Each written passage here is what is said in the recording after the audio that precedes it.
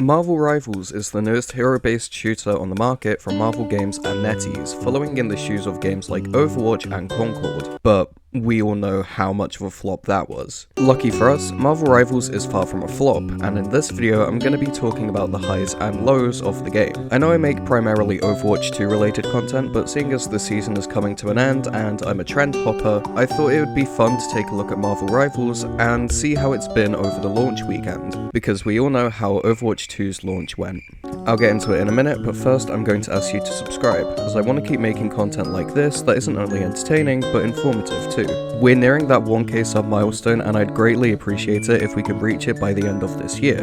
Now, let's talk all about Marvel Rivals. I want to come out of the gates here and say that this video isn't going to be me directly comparing Overwatch 2 to Marvel Rivals, even though I'm an Overwatch 2 content creator. There will be some things that I compare to Overwatch 2, but it will be more like this is like X thing in Overwatch 2 rather than this is executed better than it is in Overwatch 2. For example, Squirrel Girl kind of feels like Junkrat because they have a similar kit.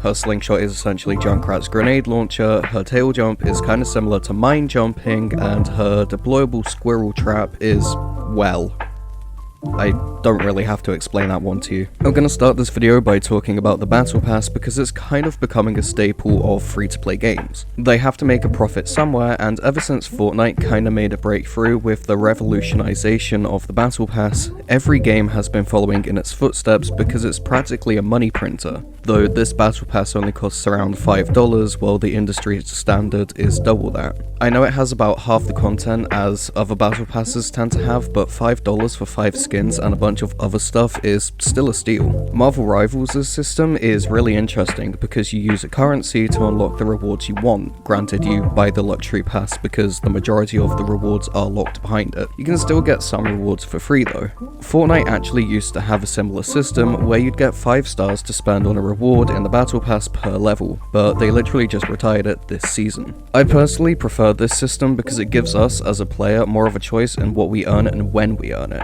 For example, you might have a preference for a specific name card rather than an emote, so you can buy that name card before buying the emote. It just means you get to choose your reward rather than the reward being locked to a specific level in the Battle Pass. In general, the cosmetics are super cool, especially because they tell you exactly where in Marvel history they're from.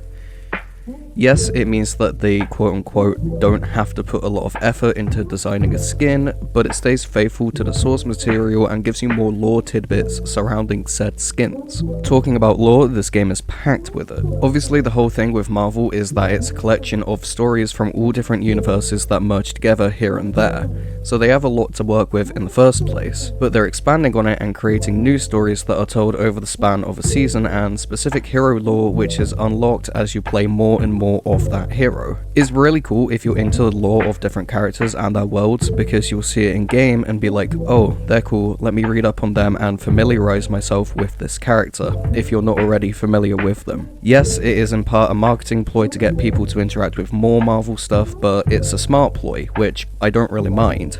The only real gripe I have with Rivals at the minute is that the game is open queue. Now, this isn't a major problem, we've seen it work before in games like Overwatch, but it can be a huge hindrance when you have a team made up of 4 tanks and 2 DPS. By all means, let people play who they want to play. It's early days and we're still figuring out all of the different synergies, both in and out of hero team-ups. I'm just saying, sometimes you can get into quite a predicament when you have teammates that can't/won't play the role that your team needs. Do I think they should add role queue? Yes, but make it more like League of Legends where you choose role preference rather than being locked into queuing a specific role. That's where Overwatch failed and why queue times are ridiculously high sometimes, especially in the higher ranks. I'm gonna round off this video by talking about the maps because I think they've hit the nail on the head with practically all of them. Each map is diverse and, especially in the case of control maps, unique enough to stand out in a crowd. I really like the interactive elements like destructible environments and the stage physically changing around you. Take Hell's Heaven for example. That map changes as you play on it, which can actually cause you to get trapped and die because you can't get back to the rest of your team, punishing you for pushing in too far. Is this slightly annoying? Yes, but it's really cool because it's something else you have to worry about that isn't just the enemy team. It adds another element of danger to the game, kind of like pits and open ledges in Overwatch. You're always a lot more cautious around those because you never know who's waiting around the corner to knock you into the void. In the case of Marvel Rivals, it's usually Jeff. But we love Jeff. We can never get enough of Jeff. But that just about does it for this video. Now, I did want to mention that there are some balancing issues here and there with a few of the heroes, but it's to be expected. It's a new game, nothing these days comes out perfect on launch without any errors or something that is flat out broken. Look at Overwatch 2's launch for example. Genji actually went back to being meta after God knows how long because they made him stronger on the launch patch of Overwatch 2. It's just something that happens that'll eventually get fiddled around with till it's balanced and fair. Other than that, the game is really fun and I encourage you guys to go and check it out. I might make a few more videos about it in the future because I'm loving it and I'm sure a fair few of you guys are too, so we'll see what happens in the future. It won't be a hard swap from Overwatch content, it will probably just be peppered in here and there. Anyways, thanks for watching. Once again, I'm going to ask you to subscribe and leave a like on this video as it lets me know that you've enjoyed it and want to see more. Let me know how you're finding Rivals in the comments. What do you like about it? What don't you like about it? Finally, have a nice day or night if you're watching this at night, and make sure you check out some of my other videos. Not only will I appreciate it, but you might too.